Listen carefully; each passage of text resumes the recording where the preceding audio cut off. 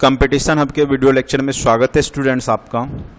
और आज मैं आपको STET जो कि कंप्यूटर साइंस का सिलेबस है उसके बारे में बताऊंगा। चूँकि जो पहले जो एग्ज़ाम हुआ है वह संभावना है कि रद्द हो जाएगा। अगर रद्द हो गया तो उस केस में आपको फिर से प्रिपरेशन करना होगा।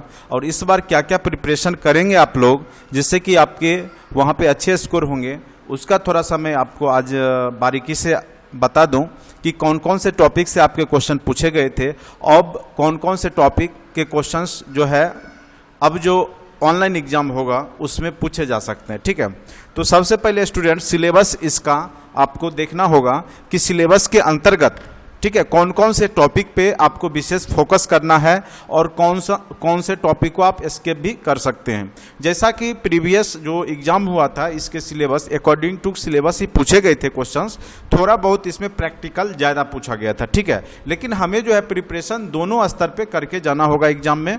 तो सबसे पहले हम आपको जो भी उसका फर्स्ट पार्ट है उसके बारे में बता देता हूँ कि फर्स्ट पार्ट में आपके कौन कौन से क्वेश्चंस कहाँ कहाँ से पूछे गए थे। ठीक है, तो जैसे आपने देखा होगा या जो लोग नहीं दिए होंगे एग्जाम तो उन्हें पता नहीं होगा, लेकिन जो लोग दिए होंगे उनको अंदाज लग गया होगा कहाँ से क्वेश्चंस पूछे गए थे। ठीक है, और वही पैटर्न कंप्यूटर साइंस का फिर होने वाला है। थोड़ा बहुत हो सकता है प्रैक्टिकल की संख्या कम हो करके थोड़ा सिलेबस के क्वेश्चन ज़्यादा पूछे जा सकते हैं। तो हम दोनों स्तर पर देखेंगे।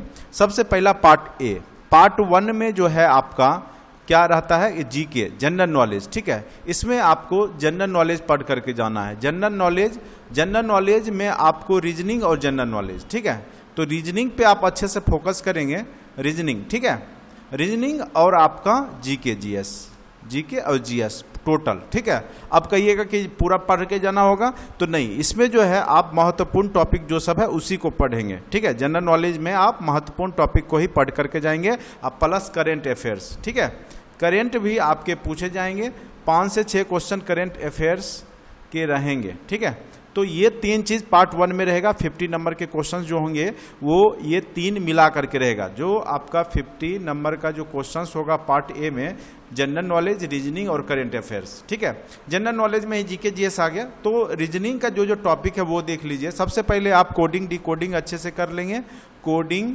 डिकोडिंग। ठीक है, डिकोडिंग, उसके बाद ब्लड रिलेशन कर लेंगे, उसके बाद डायरेक्शन कर लेंगे, उसके बाद आपका अल्फाबेट सीरीज। ठीक है, अल्फाबेट सीरीज और नंबर सीरीज ये जरूर कर लेंगे। ठीक है, उसके बाद नंबर सीरीज भी मैं लिख देता हूं। ठीक है, नंबर सीरीज, उसके बाद आप क्या करेंगे, रैंकिंग को पढ़ लेंगे अच्छे से। ठीक है, यहाँ से भी क्वेश्चंस पूछे गए थे और पूछे जाएंगे। ठीक है, अगर आप ये 5-6 टॉपिक अच्छे से कवर कर लेते हैं तो मुझे लगता है कि यहाँ से आपके मैक्सिमम क्वेश्चंस जो है टैली कर जाएंगे, आपको ज़्यादा दिमाग लगाने की आवश्यकता नहीं होगा। यही 5 टॉपिक जो है मेन रूप से आप coding decoding, blood relation, direction, alphabet, numeric series और जो है रैंकिंग। ठीक है, ये अगर आप कर लेते हैं तो मुझे लगता है आपका यहाँ से काम बन जाएगा।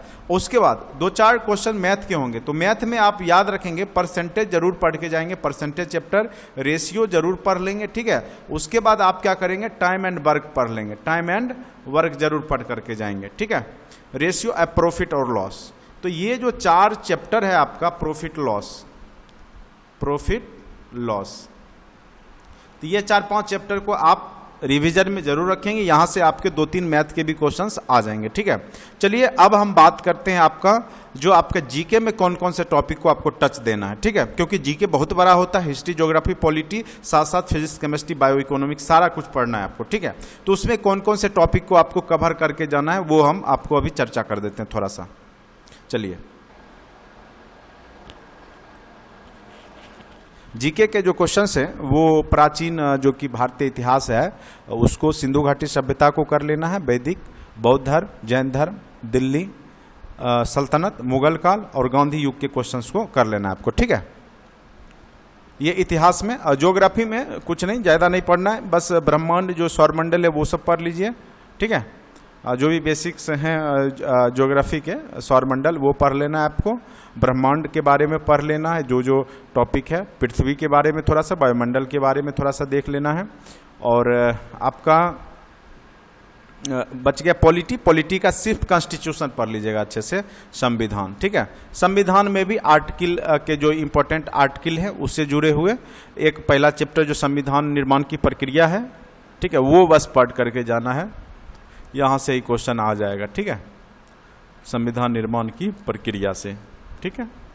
और उसके बाद जो है आपका पॉलिटी हो गया। उसके बाद इकोनॉमिक्स में 2-3 मुद्दा है बस। एक तो आपका आय से रिलेटेड जीडीपी वगैरह से भी पूछ देता है कई बार।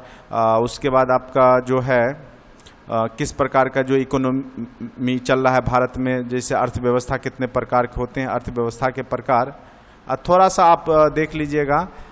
इसके अंतर्गत ही गरीबी और बेरोजगारी, ठीक है, 1-2 क्वेश्चन यहाँ से जीके का, ये सब बराबर पूछ दिया जाता है, इसलिए मैं इसको चर्चा कर दिया, ठीक है।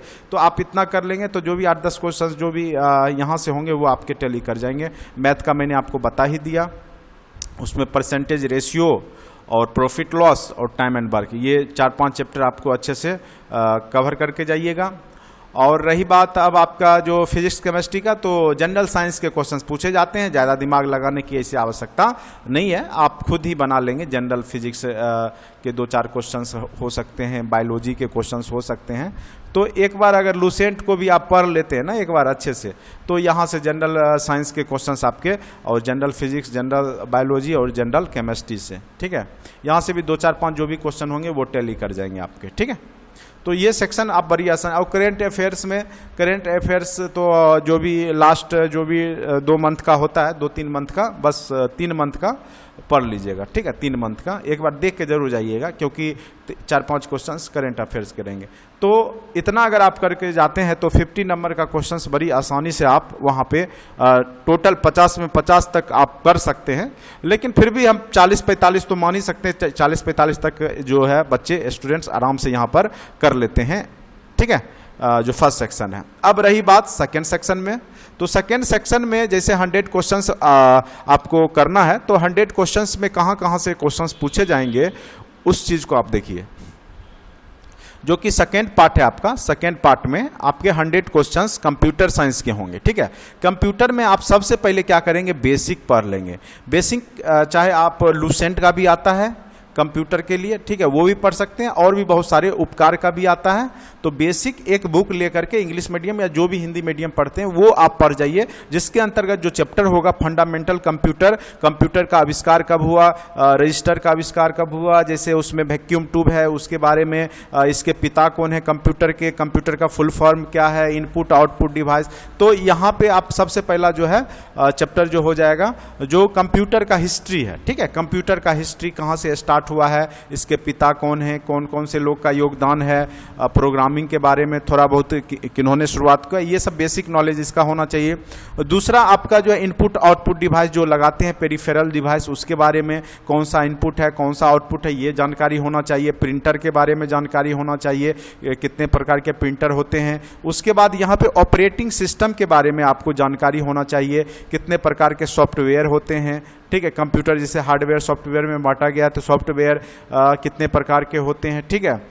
जैसे यहाँ पे सॉफ्टवेयर के प्रकार वगैरह आप अच्छे से कर लेते हैं तो यहाँ से भी 1-2 क्वेश्चंस आपके टैली करेंगे, ठीक है। ऑपरेटिंग सिस्टम, सॉफ्टवेयर के प्रकार, और उसके बाद ट्रांसलेटर जो यूज होता है उसमें इंटरप्रेटर वगैरह उसके बारे में आप अध्ययन कर लेंगे, कैसे कंप्यूटर। उसके बाद एक मशीन लेवल लैंग्वेज जो होता है, मशीन लेवल लैंग्वेज कितने प्रकार के लैंग्वेज होते हैं, जैसे high level language, low level language, machine language जिसको बोलते हैं, तो उसके बारे में अध्ययन कर लीजिएगा।